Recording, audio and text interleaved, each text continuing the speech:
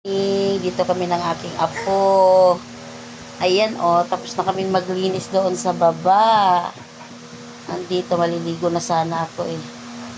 Ayan, naglalabing-labing pang aking apugan. Adi guys, Ayan, tuwa-tuwa. Maliligo na si mami, Anya. Paano ba yan? Anya, maliligo na si mami. Magdidi ka na. Papasok na si mami. Pasok na si mami la.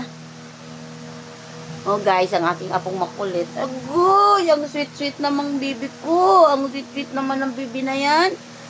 Paano makakaligo si mami? Malilate na pagpasok sa work. Ha? Ayan guys, ang aking apong makulit. Tinakasan ng mama niya. Aray ko.